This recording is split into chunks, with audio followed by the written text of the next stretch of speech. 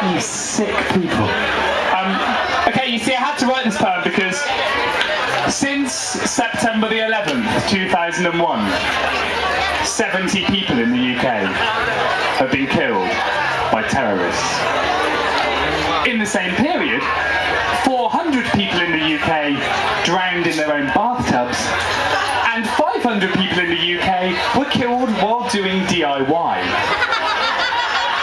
This poem is called Risk Assessment.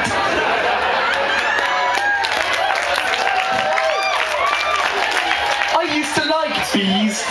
I'd watch them bumbling through the leaves and hum along with their good vibrations, until I learned they killed more people last year than the terrorists did.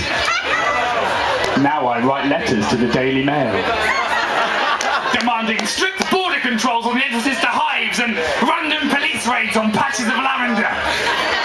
Which makes as much sense as our attempts at a notional national defence against a terrorist threat about as dangerous as stepping outside in the wet. Pneumonia is Britain's fifth biggest killer. I sometimes feel a kind of pride in our innocence and trust as we're all taken for a ride on the paranoia bus with the bulletproof windows firmly closed and every steel door secure, glancing at the dark-skinned people outside. Mount Snowdon kills as many people as terrorism. So let's drag it down to Belmarsh, hold it without trial for 42 days, till it confesses to conspiring to undermine our British way of life. Whatever that is. More people are killed by taking the wrong pills than by terrorist attacks. Which means that the money that's planned for ID cards, armed guards, putting people behind bars without charge would save more lives if spent instead on better labelled jars. You're more likely to be killed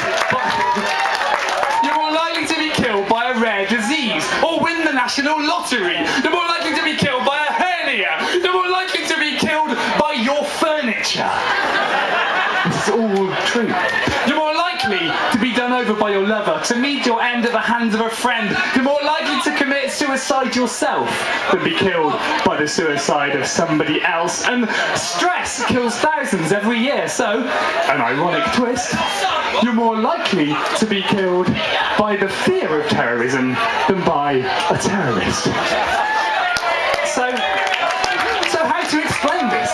Our government's obsessed, an endless war against a risk not properly assessed, for which they need broader state powers to watch you at all hours. CCTV, ID, they don't mean to intrude, but could you include an ample selection of bodily samples, longer detention, not to mention the need to obtain evidence mysteriously from overseas, but let them explain. It doesn't count as torture if somebody elsewhere is doing it for you. Same as having your phone tapped by some information vandal isn't really a scandal, because civil liberties must be balanced against the need for greater security. Surely you don't really need that, jury. And with so many new offences installed, there's bound to be one or more made just for you. Even if you're only meant to create peaceful dissent against society's ills, you still find yourself on the line out front in a new witch hunt during open season. But it's definitely all about terror. And you've been making a grave error, bordering on treason, to suggest that they might want these powers for any other reason.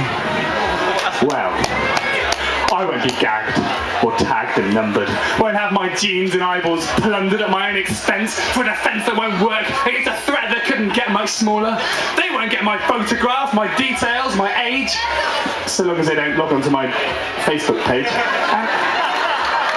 And when they show up for me, I won't go quietly. I'll tell them to go out and fight the real enemy, because sex kills more people than terrorism. And so does pregnancy. So let's drop the terror cops and swap the thought police for the sex police. I bet they'll have much better uniforms. Thank you.